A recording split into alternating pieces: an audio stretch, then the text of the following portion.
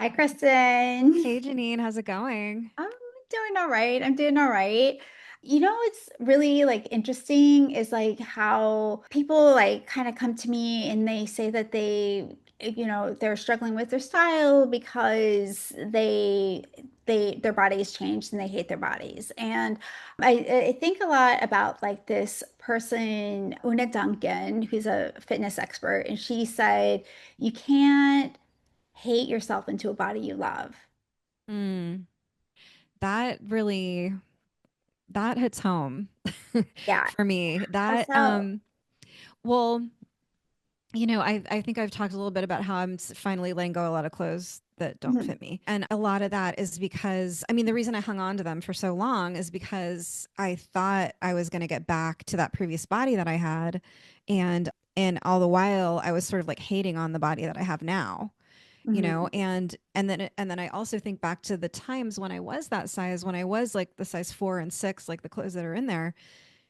I hated my body then. Mm. So here I am now, like hating my body, wanting to get back to that size. But even when I was that size, I was hating on my body. So Mm. So it's like so this what never-ending pit of like it just never stops. yeah, if you're like going through all these sort of self-hatred exercises, you're not gonna probably do anything good for your body. Like you're kind of like in a hate spiral. So I've been doing a lot of work lately on just accepting and loving my body as it is, like offloading those clothes that don't fit. And it sounds like Una is helping other people do that sort of exercise. Yeah, yeah. I mean, I'm not into the whole like fitness and dieting culture, and I really hate that. And so it's like Yeah, really rare to see somebody who is also not that, but more about like feeling good in your body rather than changing your body necessarily speaking. So like and I think that when I came across her profile, I was just like really blown away that there are multiple ways that you can approach like health and feeling good in yourself without hating yourself. So totally. And I think we need so much more of that in the world, we for do. sure. Awesome. So let's go Yeah, talk to her. let's do it. Hi, welcome to the Closet Philosophy Podcast. This is Janine. I'm a personal stylist. And this is Kristen. I'm a fashion writer, and we're here to uncover the ways that your personal style is so much more than just clothes. Whether you realize it or not, what you wear touches on science, psychology, culture, politics, and so much more.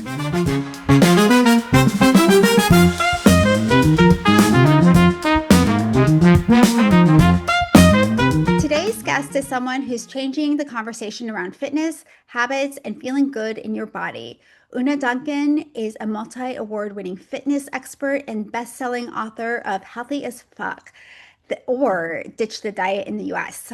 She is the founder of the Feel Good movement, where fitness isn't about a number on the scale, it's about creating habits that help you feel strong, energized, and alive. Her work has helped thousands of people finally ditch the all or nothing cycle of diets and actually enjoy their health routines. If you've ever felt like you've lost your spark, struggled with body confidence, or felt like nothing sticks, this episode is going to hit home. Welcome to the show, Una. So glad you're here. Yeah. Awesome. Thank you so much for the nice intro. Yeah, so excited to have you. Let's start with your story. I'm super curious to hear what led you to ditch the traditional fitness industry model and create your feel good movement. Well, it was sort of backwards in that I was very anti-fitness.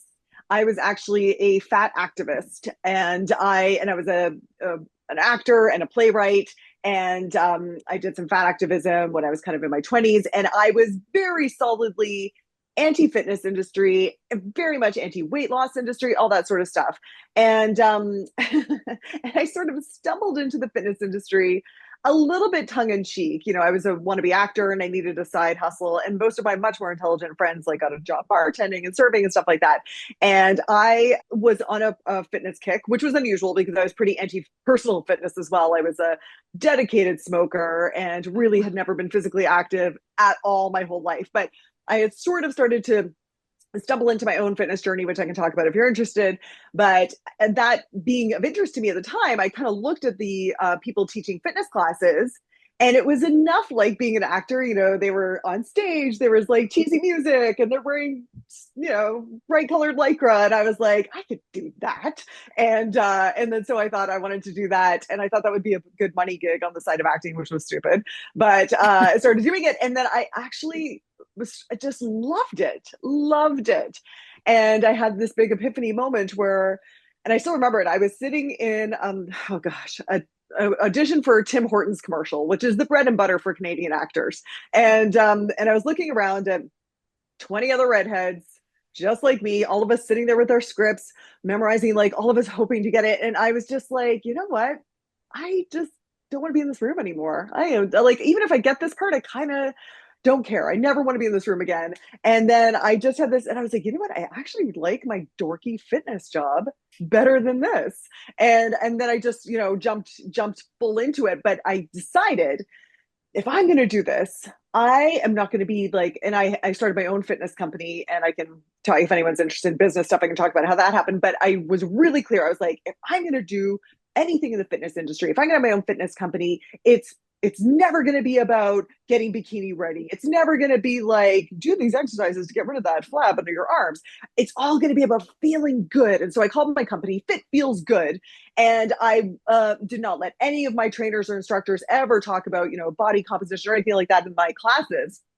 And then after doing that for a couple of years and having some participants come to me so sheepishly and kind of scared after class to be like, I know that it's about feeling good, and I feel great. I feel really good. But I just ever since I had a baby, I got this little thing, and is there anything I can do? And they were so kind of scared to approach me. And I realized I was looking around, I was like, oh, I'm really silencing my participants and what they want. They do want to talk about this stuff. They do want guidance. And you know what is going to happen? I'm going to silence them in my class, bark at anyone who talks about like, well, these abs make my belly flatter or whatever. And meanwhile, they're just going to go home and Google it. Like one of the top Google searches in the world is how to get rid of belly fat fast.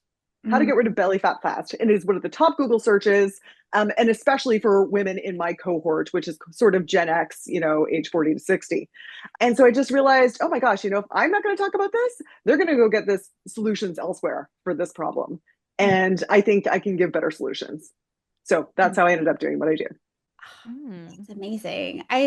I love that you have become like this kind of mecca for like that, like the other conversation, like the conversation that we actually need to be having. And so, and I feel like, especially because like a lot of women feel like they've lost themselves, like, from like motherhood, career burnout, like body changes from like menopause. Where do you recommend somebody start, like if they feel totally stuck? So if someone's looking for body composition changes, in my book, where would someone start? So first of all, there's so much mindset stuff to do to really get clear on exactly how much do you care about this. And in my book, I say, you got to find your fucks, because absolutely getting yourself on a health journey, what the aim and what I get my clients to eventually is that this stuff becomes like easy and automatic. And I am saying this as, like I said, a former smoker who dreaded gym class or being active in any kind of way. And now I do it because I absolutely love it. And I can help people make that transition where you don't even have to think about this stuff. It's just who you are. However, to get there, there's going to be a little bit of friction because you're not there. I mean, right now, if you look down at your body is the result of your genetics. There's nothing you can do about that. And your habits. Okay, so we all have habits. Habits are things that we are doing unconsciously all day, every day. And it's about 45% of our actions are our habits. Okay, now what we can do is if you're looking down and you are not loving what you're seeing, you can't do anything about your genetics, obviously, but you can change your habits. But changing your habits requires that you go off autopilot. And that takes some mental bandwidth. And if you're going to invest that mental bandwidth, a lot of us are short on mental bandwidth right now. So you have to get clear, is this really that important to me right now? Because it's going to require me going off autopilot. I'm going to have to do something different. It's going to feel different. It's so funny because sometimes people come to me and they're like, what do I have to do? I'll do anything. Like, just tell me. And if I say, okay, so what you're going to have to do is something different than what you're doing now. And they're like, yeah, but what I'm doing right now, like people are so attached to what they're doing now. And it's often because they're trying really hard. And so many women our age are already putting so much effort into this. And if it's not working, it's uncomfortably obvious we have to do something different. And that is difficult for people because it makes them come to reconcile with the fact that what they have been doing, all the effort that they've been putting in, has been not fruitful effort. And it requires them to go off autopilot and do something different and just kind of trust that that's going to get them the different results that they want. So step one would be get super clear. How important is this to you right now? You have to look at your effort to results ratio. So right now, if you're putting in a certain amount of effort, these are the results you're getting for this effort. So there's two ways you can go. You can decide this is the level of effort I'm willing to give, and therefore I have to make peace with the results of that effort. Or you can decide these are the results that I want, and therefore you have to make peace with the effort that you have to give in order to get that result. So you either choose your effort, make peace with the results, or you choose the result that you want and make peace with the effort. And both of those options are fine. It's the peace part that matters. See what I'm saying? Yeah. So first step is you got to do all this mental work, which everyone wants to skip. You know, in my book, that's this part one. It's called Get Your Head Out of Your Ass. And everyone's like, yeah, mindset. Like the second part is literally called Just Tell Me What the Fuck to Do to Get Skinny Already. Because that's where everybody wants to skip, right? Yeah. And then when you get there, when you're like, yes, this is it, I'm in, I'm going to do something different. Then I talk about the 7 habits of highly healthy motherfuckers. And this is stuff that is so simple kindergarten stuff. It's the stuff that, you know, it's so funny because I mean, I'm sure you guys know, like if you've been on Instagram for a hot second, you know that it's the clickbait, the like one thing the doctors don't want you to know, but I'm going to reveal the big secrets, like all of this sort of like rage bait, clickbait, all that stuff. Like that's the stuff that sells. But unfortunately, the stuff that works is the basics and doing it consistently. So it's stuff like fill half of every plate with vegetables, eat appropriate amounts, go the fuck to sleep, stop drinking so much booze, move your body every day, meditate and chill out and calm down. And everyone's always shocked that that's one of the 7 habits of highly healthy motherfuckers. I can talk about how meditation impacts your body composition if you're interested. And did I miss one? I probably did. Portion control, stuff like that. So basically, they're super simple. There's stuff that you literally learned in kindergarten, and everyone's like, yeah, but I know, and I want the secret. And you're like, the secret is to do that stuff consistently. Because most people will do it for, I don't know, like a week, and then they're like, I'm gonna sneak in a couple alcoholic drinks. I don't really need to watch what I mean? Vegetables, it's enough vegetables. And then when people come and do my program, they're like, oh, okay, I get it now. So it's really that most people are kind of kidding themselves that they are doing these basics, and very few people are doing those basics consistently. An example of that is right now a big hot thing on Instagram is like the food pyramid. They've been lying to us. The food pyramid is garbage and, blah, blah, blah. They're out to get us. That's big, agriculture. And however, they're like if food pyramid works, we wouldn't be all getting fat and sick and etc. And they're like, actually, we're fat and sick because no one follows the food pyramid. Like no one does that. No one is getting that many vegetables. The average North American, for example, is eating twice as much protein as recommended. And the average, only 1 in 10 North Americans is eating the appropriate amount of fruit and vegetables. You know what I mean? So like, we're just not doing it. We think we are, but we're not. Yeah. Yeah. Right. One of the mindset shifts that I absolutely love that you talked about once is you can't hate yourself into a body that you love. Yeah. Can you elaborate on that a little bit? Totally. I mean, this just breaks my heart. And I know you deal with this all the time too, right? Yeah. People saying, I hate this part of my body. What can I do to fix it? And in my case, people think that and then, they hear me say something like, oh, you got to love yourself now in the body that you're on. And they're like, I can't do that because if I love and accept myself in the body that I am right now, then I won't be motivated to change. And there's so much resistance to that. But in fact, the opposite is really true. So there's a couple of reasons why. When you have thoughts of self-hate, of disgust, of shame, for one thing, you're very unlikely to lose the weight that you want to, because when people have those thoughts, what are the actions that they take? I mean, and I'm not just saying that as you probably can guess, but there have been so many studies to show that when people are feeling shame and when people are feeling angry about their body, what they do tend to do is self-soothe and eat a Mm-hmm. little bit more and try to numb those emotions, right? It almost never works. Feelings of shame and self disapproval and all that stuff are so strongly associated with the kinds of behaviors and activities that will make you heavier and heavier. Okay. And also, even if you were somehow able, because people think they need to like boot camp themselves and drill sergeant themselves, like don't be nice, you gotta get to work, all that sort of stuff. Even if you were able to do that, and like I said, statistically, the odds are very much against that working. But even if you were able to do that, what's going to happen? Your brain is only ever been trained to look in the mirror and find fault and to feel shame and to feel disgust. So even if you were able to somehow break all the odds and get yourself down to 120 pounds or whatever your goal weight is, you will still look in the mirror and you'll be like, yeah, but now I got all this loose skin and blah, blah, you know what I mean? Like, and then you'll just find something else. Your brain has only ever been trained to have these feelings of discontentment, and your brain will never, you can't hate yourself into a body that you love. It just won't work ever.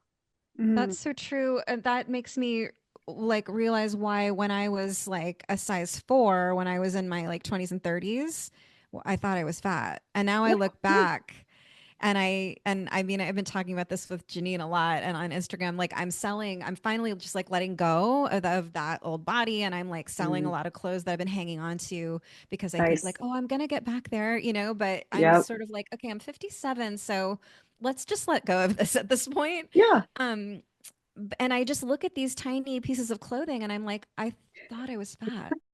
I Like know. Yeah, that's what my brain was doing at the time. And yeah. it was inaccurate.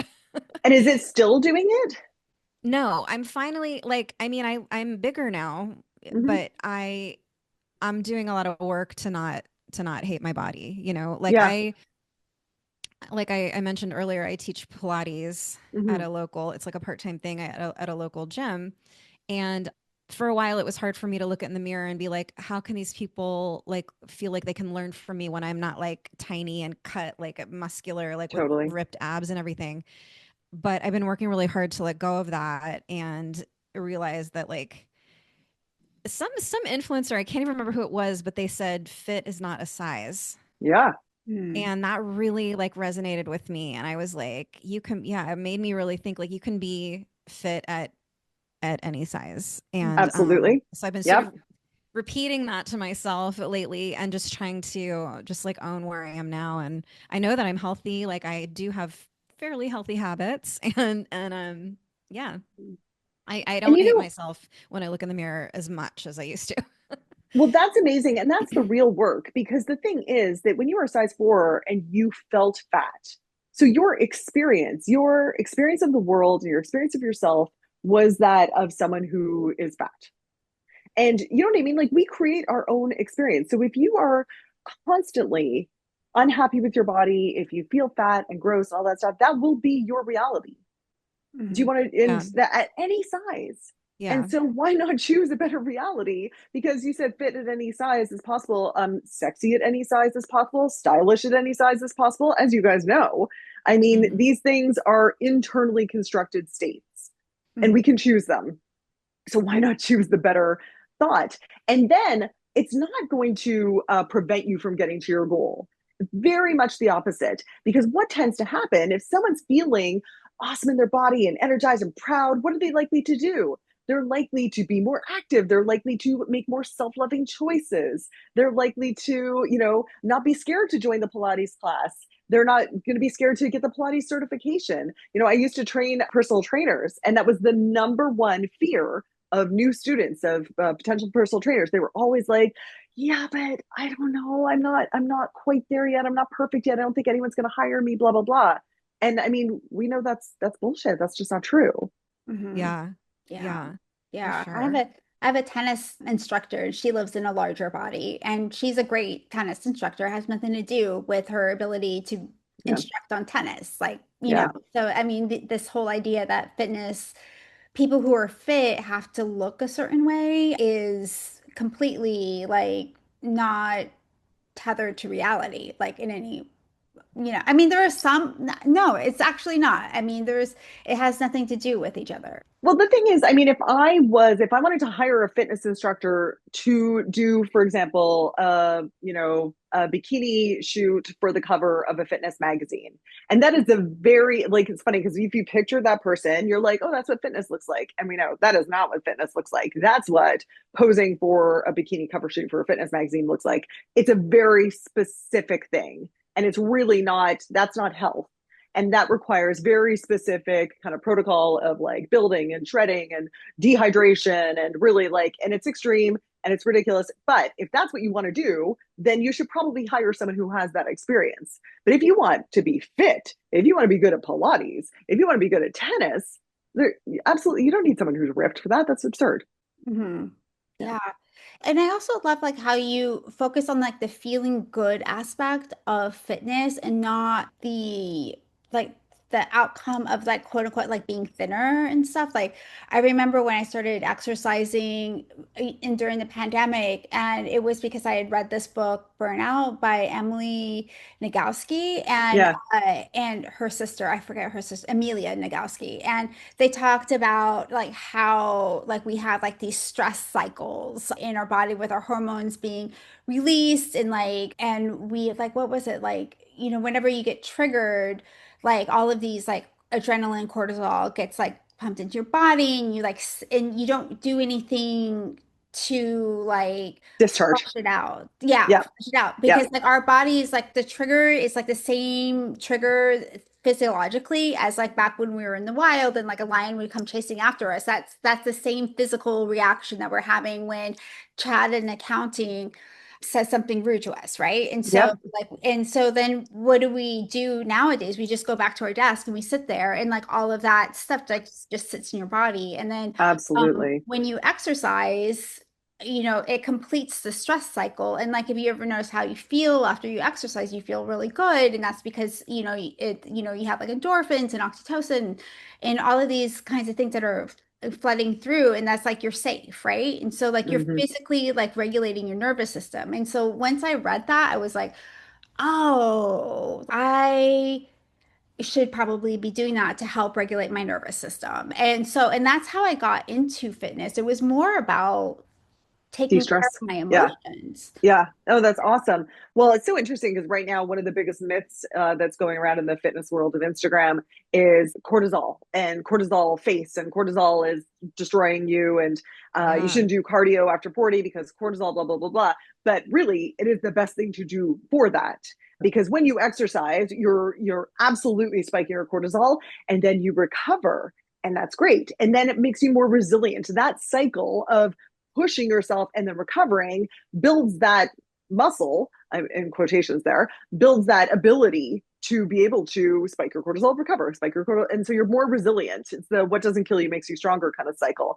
Versus if you don't, then we're just eating cortisol all day long because of stressful whatever, and then sitting at our desk with no spike, recover, spike, recover. So it's so much more helpful to consciously spike the cortisol and then allow that recovery. And then it helps us be more resilient in our daily lives because we know what to do with cortisol now. We know how to get rid of it. Hmm. Yeah, there's Yeah. a lot of sort of backlash against HIT, it seems like, on Instagram. And I'm curious about on your thoughts about that, especially like after 40, that it's not like that HIT is not what you should be doing. You should be doing more like steady state kind of exercise.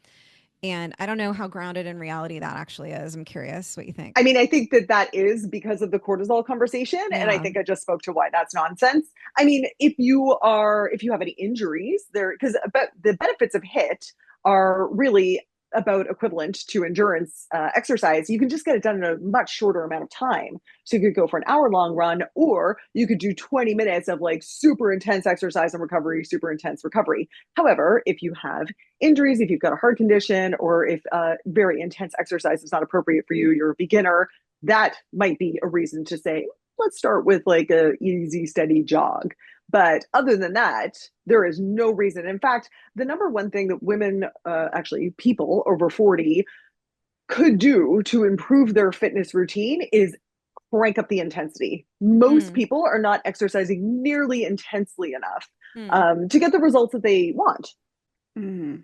Yeah. That's super interesting. Yeah, because that the hit thing that has really like dovetailed with hit with cortisol and hit and I like know it it's does all over the place right all over. now. And it's Yeah. also just like a backlash because, Yeah. whatever 10, 20 years ago, everyone's in CrossFit and it's, like, so it's just always, there's this pendulum that swings back and forth and, whatever, we're going to swing all over the place.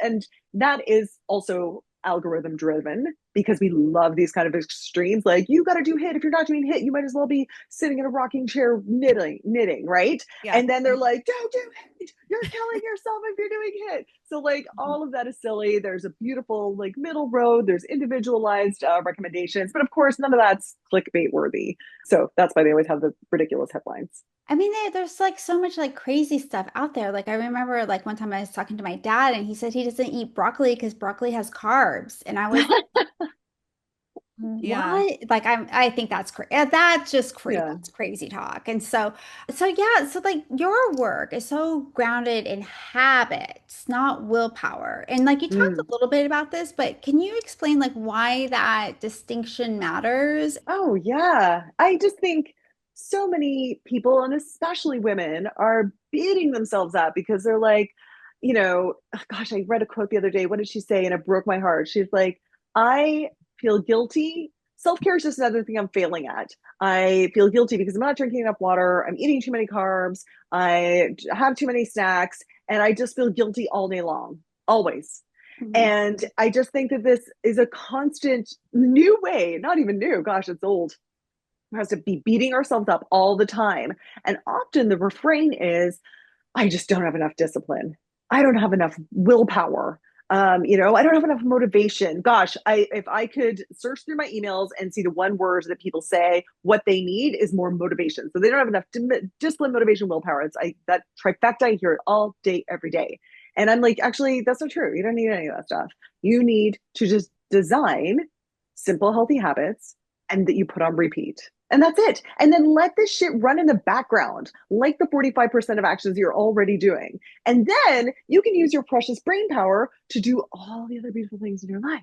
So you don't have to Mhm. think about your fitness. You don't have to think about your wellness. This is just happening because you wake up and you do all the things. However, to get there, like I said, you have to go off autopilot and create these new habits. But it's actually not as hard as people think because when the people are making it too hard. And again, this is sort of driven by conversations that like to have extremes, so people really feel like they got to go all or nothing on stuff like I am never eating sugar again and I'm going to train for a marathon and all that stuff. So people really like to go hardcore, and to design these simple healthy habits, they're going to make you feel good. They're usually, well, you have to come up with the trigger, then you come up with the habit, and then there has to be a reward. So this is where most people are screwing up. It's not that they need more discipline, motivation, willpower. They need to feel more rewarded by doing the healthy habits that feel good. Now, eventually, it's going to feel good naturally. Like right now, I love exercising. I love it. But when I first started, it was, oh, like physical and psychological torture. I hated it. I hated it. I hated it. Hated it. Mm. And the only reason that I was able to get over that and start to build this positive association with exercise is because I started so slow, so baby tiny slow. And I rewarded myself so extremely. So in my case, the reward was I got myself a treadmill and I walked on it and I allowed myself to watch Jerry Springer and Maury Povich, but only if I was on the treadmill walking. I had to be moving in order to watch these trashy shows. And they were so trashy and so ridiculous that I didn't like normally watch it, but it was like my guilty pleasure if I was on the treadmill. And then in doing so, I stayed on the treadmill much longer than I would have normally. I started to associate like positive, exciting feelings of being on the treadmill. And then one day I was like, I wonder if I could jog for a whole commercial, 30-second commercial. And it was just like curiosity and fun. And this is the vibe you've got to bring to it. You've got to bring like curiosity and like, I wonder what I could do. I wonder if I could like do the monkey bars or whatever. Like, but if you bring to it like, okay, I'm going to do this thing and I'm going to beat myself up until I do it. Like that is where you have the diet roller coaster of huge effort and then crashing huge and then feeling horrible and beating yourself for not having enough discipline, motivation, willpower. And then you crank up all the effort to do another thing this time. I'm going to go keto or whatever, like you do these big things and then you crash, big things and you crash. And really what works is just, I call it in my book, it's like, you want like the roller coaster, we're talking merry-go-round. It's just going up and down, around and around, and it's fucking boring. We want it to be fucking boring. We don't want to get our entertainment from diet efforts. You know what I mean? This should be so boring and feel great. It should feel great. And if it doesn't feel great at first, like it didn't for me, you should bribe yourself. So when people say I need more motivation, I'm like, nope, you need better bribes. You need a better bribe. A good reward is something you can deliver immediately after the habit. So not later. If you tell yourself, if I get up at 6 a.m. to do my workout, I'll promise myself a nap later. It won't work. Your brain won't make the association. It has to be delivered immediately or during. So if you like do a walk with your friend and then you get a little social hit, that will work as well. It has to genuinely be a reward. So you can't say like, if I eat a salad, then I get to have an apple after. But if your brain is like, apple, that's a bullshit treat, then it's not going to work either. So it has to be a genuine treat. It has to be delivered right after. Wow. What are some other examples of like a reward that you could give yourself that's not like, because there's a lot of that like, oh, I ate bad today, so I have to like exercise now, or if I exercise really hard, then I can go have like a hubcap full of food, like totally. And this is I love that you brought that up, Kristen, because this is the sort of binge purge mentality that especially our generation was brought up with, especially because I don't know what percentage of your audience has been on Weight Watchers, like hands up, almost so many of us did Weight Watchers at some point of our lives. And it's the points, right? We're taught in our mind, there's some part of our beautiful little brains that are still counting points and still subtracting points for, exercise and stuff like that. And unfortunately, it doesn't really work that way. So even if people want to use a calorie tracking app or whatever, which I don't really recommend. I mean, it's not a long-term solution, but go for it for a week or something like that. But don't subtract your exercise, because people vastly, and if you're counting your exercise on your watches or whatever, don't, guys, it's all bullshit. Like that watch is absolutely not giving you an accurate calorie count. So I was just cut that off. But for your question, so we still have this mindset of, I worked really hard today, so I deserve a little treat, right? Or I was so bad, I had this big treat, so I've got to go burn it off. And we really have to stop making that association of that binge and purge. And I guess what I'll say, one of the reasons why we have to stop doing that, not only is it self-punishing, it doesn't work, it creates a diet roller coaster, but also it doesn't work. You can't really work off food. It's not an efficient way to go about it. So for example, if you sit at the restaurant, you go to any restaurant, they're always like, do you want the salad or the fries with that? And you're like, oh, let's go for the fries. Let's do it. Fine. And then if you're like, I'll go for the fries and then I'll, do some exercise later to burn it off. However, to make up for a side order fries, I'm not saying this to like panic anyone, but I'm just telling you how inefficient exercise is for burning off food. To make up for a side order of fries, you have to go on the elliptical for 2 hours. Right?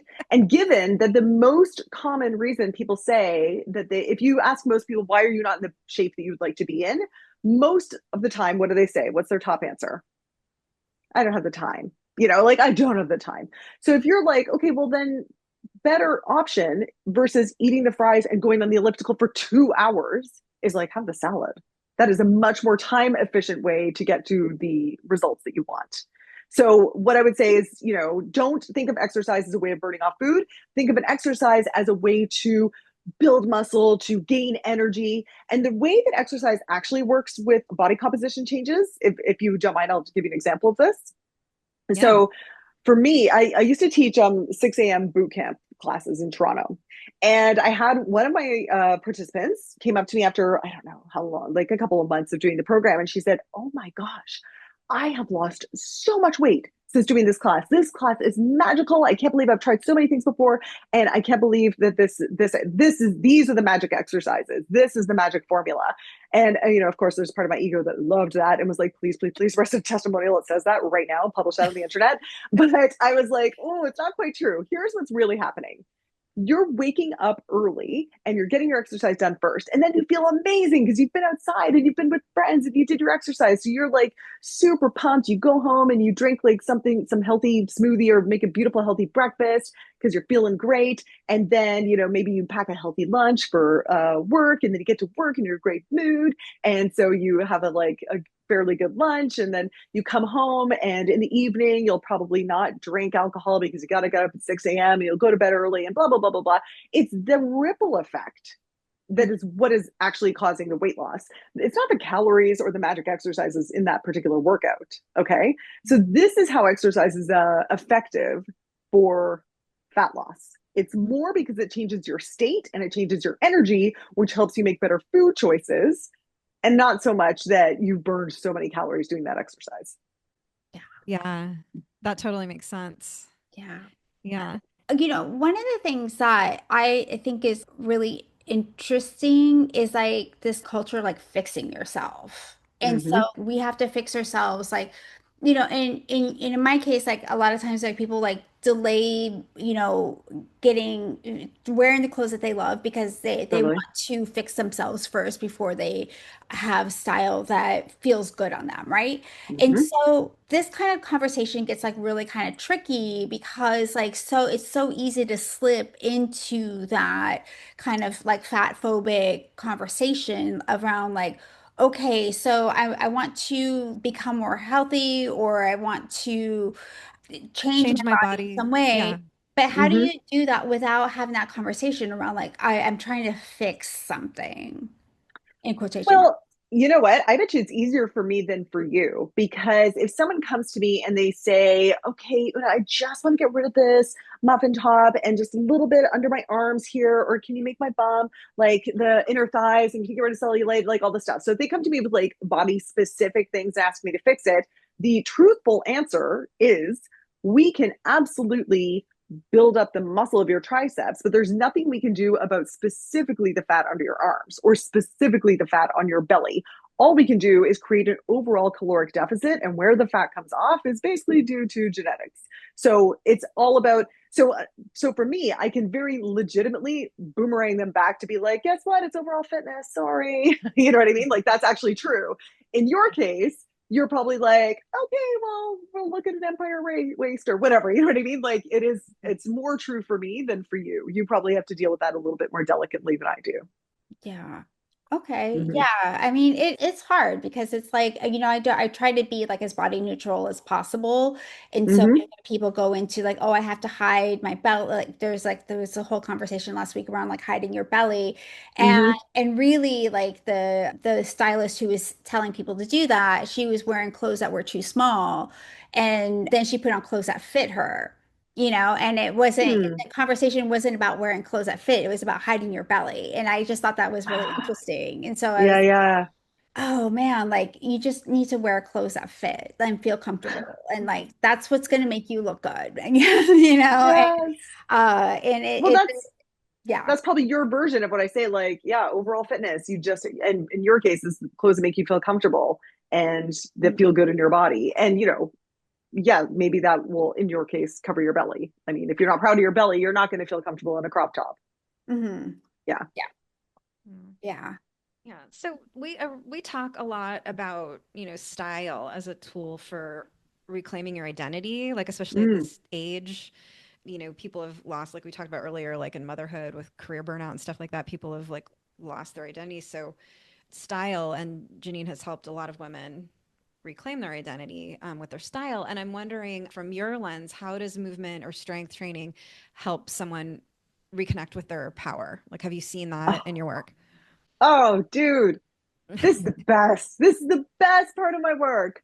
I mean, this is the thing. And this is why it's so tempting to do a Trojan horse, to be like, yeah, come here, like I'll help you get abs or whatever. And then they come in and I'm like, and then they get them moving and doing crazy stuff and like feeling their muscles and noticing, oh my gosh, I'm stronger than I was last month. And oh my gosh, look, I got a little like shadow on my arm with the trike. Like, and then they get so excited and then they feel like this freaking powerhouse. And this can happen even one like session of exercise.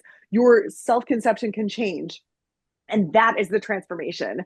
So, I mean, and it is so powerful. And what has happened so many times is I've had clients who would come in and they want, blah, blah, blah, to get rid of their cellulite or some, whatever. And then a month later, I'll be like, so how do you feel like when you signed up for this, you said you wanted to get rid of your cellulite. How's that going? And they're like, God, did I? I don't know. I don't care. Like it's like a completely different person. It's a completely different conversation. They're like, wow, I can't even believe I wrote that because I don't even know if I have cellulite right now. I just feel so amazing. And I know that sounds like hyperbole, but it's not. Like that is the transformation when people start to realize that they can do hard things and that they can meet challenges, and the ripple effect in the rest of your life is unbelievable. I mean, as you guys know, like when you are feeling good in your body because you're wearing a certain thing that makes you feel good, you feel like yourself. I mean, so many people come feeling like my outside does not match my inside. The way my body is being held, the way I look, like that's not who I feel like I am. And that they think that what's going to fix that is weight loss. And what can fix that, like this, is movement, is social interaction, is putting on a sick song, is like pushing yourself, is like realizing that you were stronger than you think you are. And yeah. So, and you were talking about identity. It's maybe not even, a lot of times people also come to me and say like, oh, I used to be so fit when I was in my, pre-babies or whatever. And now what people are realizing is I don't need to be my pre-baby self. I am so much more badass than I was pre-baby. Yeah. Like it's not about fitting in the size 4 anymore. It is about like claiming how fucking badass my late 40s, early 50s, early 60s bodies is. And that's so much more powerful. Yeah. I just, there's a woman, a trainer I follow on Instagram. Darn, I wish I could remember her name, but she's married to that trainer who he's like Italian guy from New York. And he's always like doing stitches with other people who are like fat shaming people. Okay. Oh, do Yeah. you know who I'm talking about? I Oh, mean, there's a million. anyway, sorry, Yeah. I can't remember. That's It's okay. like It's okay. any names, but she just had a baby. Mm. And she did this post about her getting back to her pre-baby weight, Mm-hmm. but she was talking about the weight she could lift. So Ah, she like yeah. deadlifted like 225 pounds and she's like, I got my Nice. pre-baby weight back. And I was like, that That's is such an awesome. awesome way to look at it. Totally. Totally. I love that. Love that. That's so good. That's so cool. And it's not really body neutral because you were like learning to love yourself like as you are, And so it Yeah. is like a completely different like approach to like, discovering this type of self-love that, we didn't like a lot of people don't even think is possible like in Mm. capitalism, right? Totally. And it does actually often have to start with neutrality because people can't bounce from hating their body all their life to standing in front of a mirror naked and being like, yeah, like that is too far to jump. That is a big leap. Mhm. So often people who are so used to like having thoughts of, look how gross I am. I can't believe it's gotten this bad, blah, blah, blah. The next place I would take them to is just be able to be there, clothes on, wearing your best, and think, I am grateful for this body. I am glad I can stand. Like whatever feels true and feels slightly better than the shameful thoughts you're having now. Mhm. And then I would just say, let's start to work up that ladder step by step by step. Like I said, people go on these like all or nothing diet yo-yo. And I think that is encouraged as well with your thoughts. Like, you gotta love yourself. You gotta be all like Lizzo snapping your way into a room and your sparkly tassels or whatever. If that's not where you're at, that's not gonna work. Like, don't try to push people there if they're not ready to be there. Mhm. Push like little baby steps, little tiny, like, you know what? If they can't be like, oh, I look amazing and whatever, you can be like, okay, well, you know what? This color of lipstick is flattering on me. Like just they don't have to go to like, I'm an amazing diva, like step by step by step. Yeah. Yeah, Yeah. or like I'm strong. Like I did a full push up in class today. Like I'm actually strong. Like yeah. Yes, yes, yes, you are. That's And something like small. not a lot of people can do that. Yeah. Yeah. Yeah, Push-ups are hard. push-ups are hard. How tall are you? I am 5'4"-ish. 5'4", me too. High five. High Do you five. know that push-ups are harder if you are taller? Oh, It's a that makes longer sense. lever, right? Yeah. Yeah. And like So the exercises where you're lifting your leg, like the ab exercises where you're yeah, lifting your legs, yeah, those are way more killer for people who are tall because their legs are for sure, long. for I always sure. I always tell people like this is going to be harder for you if you're like Yes, 5'11". Like yes, yes, yes, yes, for sure. Oh my gosh. Yeah. I mean, this is such an amazing conversation. I am just like I could talk about this forever. Like I think it's like so Totally. fascinating. Yeah, but like, for our listeners, people who are listening, like, and people who are like ready to feel good again, but are scared to start, what's the tiniest habit or step that they can take today? So it depends on what is your goal. But for most people, it's you know what? Here's what you should do. Fill half of every plate with vegetables, teeny tiny. If you've got body composition goals, this will probably take care of your, caloric deficit because that's nutrient dense, calorically light. It's going to take care. It's going to make you feel better because you're going to get all sorts of micronutrients and all those vegetables. It's going to probably take care of a lot of your macros. If you have your plate looks like half a plate of vegetables, and I'm talking like green, leafy, colorful vegetables, not like potatoes and stuff like that. Try not to make it fried. And then, a quarter of your plate is some awesome protein source. And then the next part of your plate is whole grains, or it could be a fruit or a potato or whatever. If you want to go higher protein, and for women our age, it's not a bad idea to start adding a little bit more of the macro split protein. Then I would do legumes there. Then you're going to get lots of awesome healthy fiber as well. So, I mean, if you just like make that your plate, and I know it sounds overly simplistic. People are like, yeah, I've tried it. I'm like, but have you really? Like, have you really done that for like a month where you sat down and all of your portions? Like, if you did, that's going to change everything. Yeah. Yeah. Awesome. I No, get no, go really ahead. lazy about vegetables. That is my Achilles heel. Like Yeah. I don't Well, know why. they Thanks also for the like reminder. don't sell vegetables in enough to like the packets that they sell vegetables in are not big enough to like we have three Feed a people in our family. I family. know. It's not big enough to Yeah. like we use the whole package, but it still is like only a I tiny know it boils down to nothing. Yeah. Yeah. Totally. yeah, Yeah. anytime you cook it, Totally. it shrinks. And so it's actually like really difficult. So we had to put multiple vegetables and things like that, like on our plates. Yeah. So Well, to either of you, if you want me to give you the recipes to fill half your plate with vegetables and make it freaking delicious, like let me know. This is what I do with my programs. oh, Thank so you. cool. Thank you. Thank you Might so take you up much. on that. Yeah, do it. Do it. Yeah. Cool. So where could people find you? Okay, well, on Instagram, I'm at Oonagh Duncan. I'm sure you'll leave a link. But come to my website, which is fitfeelsgood.com. And if you go to fitfeelsgood.com/free, there's all my free resources. Stuff like I have a list of all the best free fitness on the internet. I've got some recipes for you. I've got a workshop on how to get lean and stay healthy and generally kick ass after 40. So if you want to talk about like what's going on with your hormones and stuff like that, I got you. And my podcast is called Goals, Grit, and Some Woo Woo Shit, where we talk about how to achieve amazing goals, how to have the grit to persevere, and all the woo woo mindset stuff that I love talking about. And Janine did one of my podcast episodes, and it's amazing. So you can benefit from her genius as well. Thank you. Thank you so much. I'm so Awesome. glad. Thank you so much for coming. Yeah, thank Oh you my so gosh, much. amazing. Love this conversation. Thank you.